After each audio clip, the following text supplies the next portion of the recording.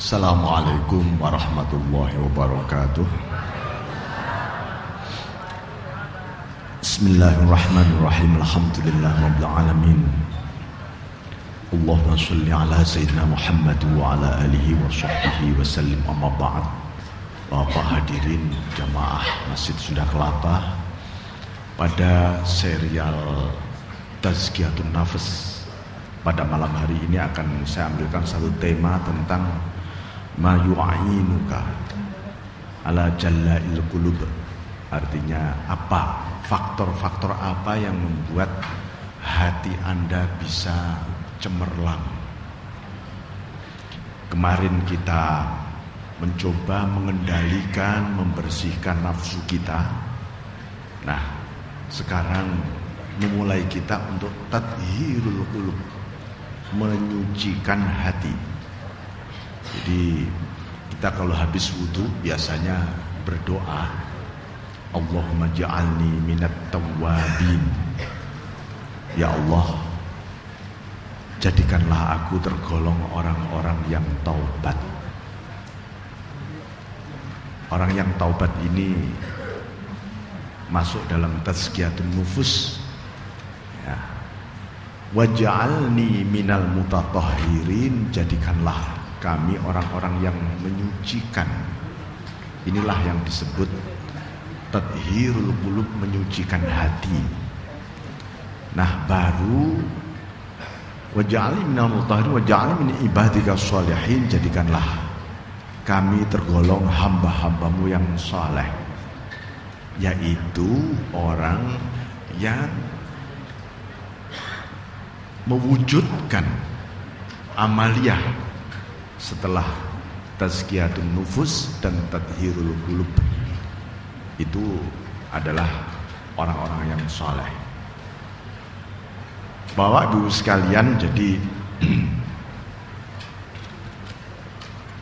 betapa banyak ya amaliyah kita yang kita lakukan, tapi barangkali kita juga perlu sedikit merenung, karena renungan al-fikrah itu sayrul qulub fi mayadinil aghyar.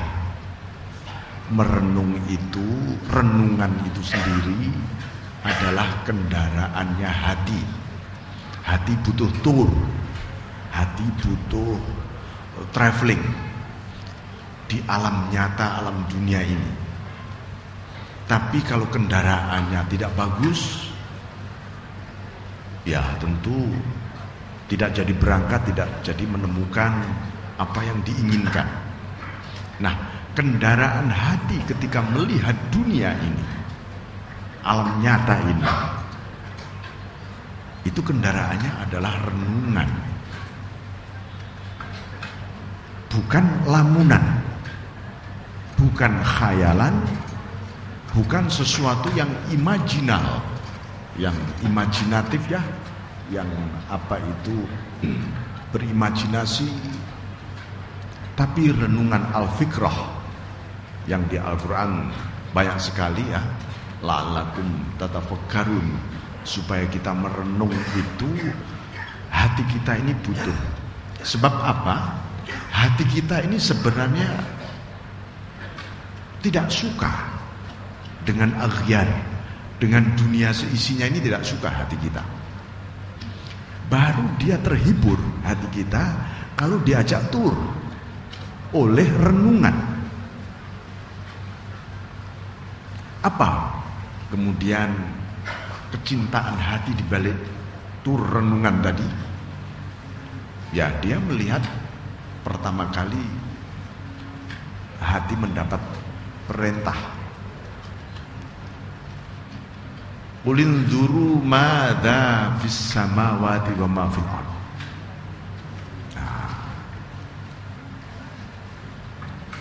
Renungan tadi diperintah oleh Allah supaya mata hati mulai membuka. Kata fikrah, renungan tadi kepada hati. Hati, bukalah mata hatimu. Ketika kau melihat alam nyata ini, al-mukawwanat, alam nyata ini. Apa? Kata renungan, kalau engkau melihat daun itu tumbuh. Nah, ini merenung ini. Sebenarnya apa yang tersembunyi di balik daun itu? Kenapa Allah memerintahkan kita? Lihatlah apa yang tersembunyi di balik daun. Bukan memerintahkan, lihatlah daun, tidak. Lihatlah yang tersembunyi di balik daun.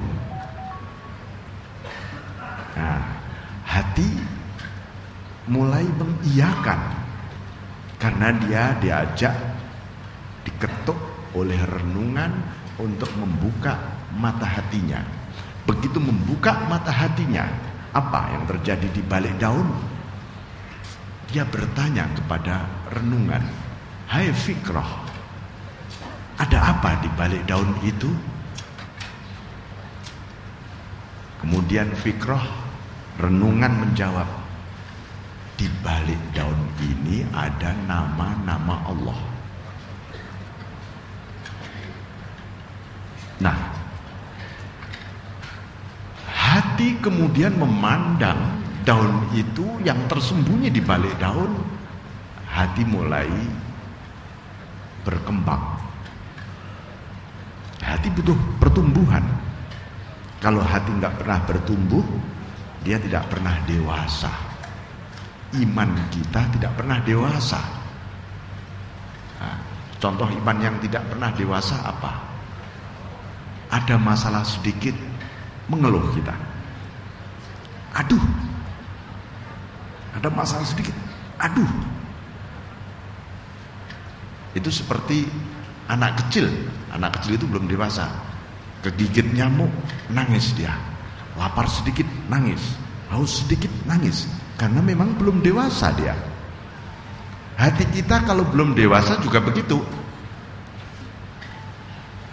Nah, ada dunia ini kan penuh problem. Nah, ketika hati belum dewasa melihat dunia, dia sangat ribet. Wah, ini masalah luar biasa. Tapi ketika dewasa, oh iya. Karena dia diajari terus-menerus oleh renungan. Hai hati, la tastaghrib wuku al-aqdar ma dumta fi hadhihi dar. Kata renungan, hai hati, janganlah engkau merasa asing dengan hiruk pikuk dunia ini sepanjang Anda masih hidup di dunia. Karena apa? Hati balik bertanya, kenapa begitu? Kata renungan, karena watak, sifat dan karakter dunia ini problematis. Masalah. Hari ini selesai masalah, besok ada lagi. Kita selesaikan lagi, lusa ada lagi. Sepanjang madumta fi hadhihi dar, sepanjang kita masih hidup.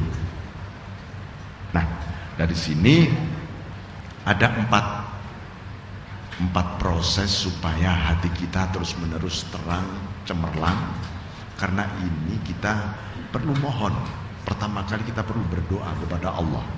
Ya, doa yang antara lain doa yang penting ini, ya Allah, mohon diberi hati yang terang atau terangnya hati. Jalail qulub. Ya. Mohon diberi hati yang cemerlang. Kalau hati tidak cemerlang, kita bisa merasakan kita mulai stres, mulai ribet, mulai sumpek, mulai melihat hal-hal yang baik menjadi sesuatu yang tidak baik. Menurut, karena apa? Karena hati kita benar-benar dipengaruhi oleh nafsu kita. Nah, ini maka pertama yang mesti dari renungan tadi akan muncul jalaul qulub, ya, proses mencemerlangkan, membeningkan hati. Hati ini harus bening terus dan harus menjadi tekad kita.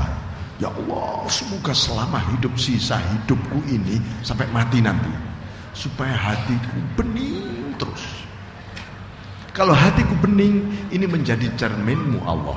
Kalau menjadi cerminmu, nah ini satu. maka akan muncul kathrotuz zikr. Hati akan banyak berzikir terus. Dan zikir itu harus juga menjadi bagian dari tekad kita, ya.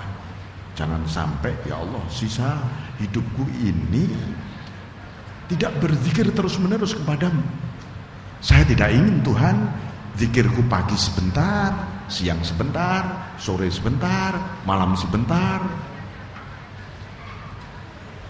Sedangkan engkau mengingatku terus menerus. Allah itu mengingat kita terus menerus, tidak sebentar-sebentar. Nah, jangan sampai lalu kita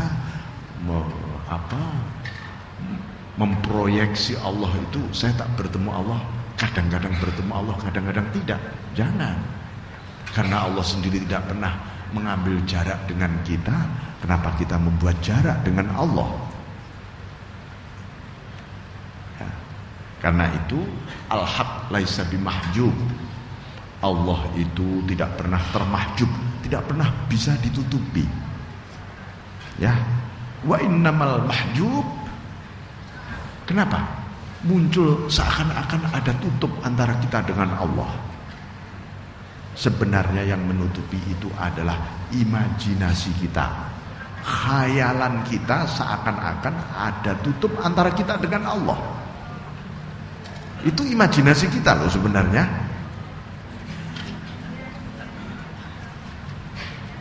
Bukan beneran, bukan.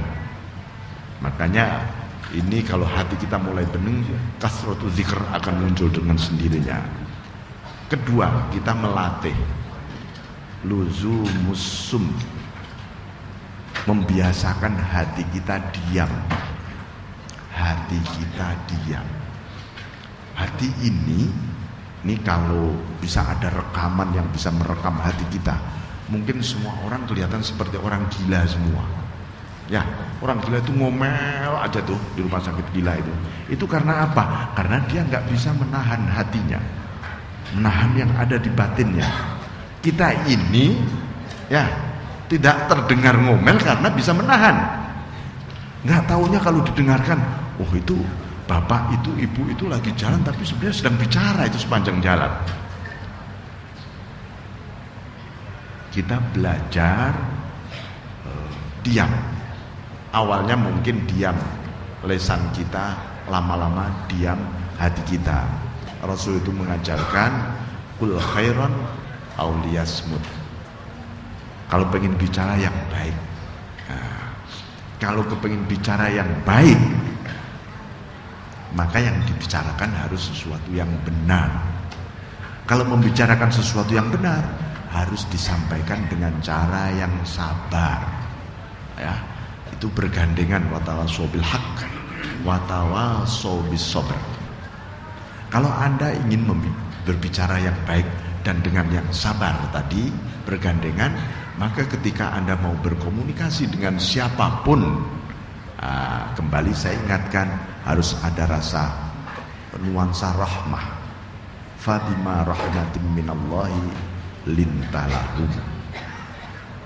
Maka rahmat Allah itulah yang membuat Anda lemah lembut kepada siapa saja, kepada orang yang Anda ajak bicara. Walau kunta faddan ghalidhal qalbi lam faddu min haulik. Kalau keras kepala dan keras hati, teriak-teriak, itu pasti lari semua dari sisimu. Jadi waktu sudah isya, sedikit saya teruskan ayat tadi, fa'fu anhum wastaghfir lahum syawirhum fil amri fa idza azamta fatawakkal 'ala Allah.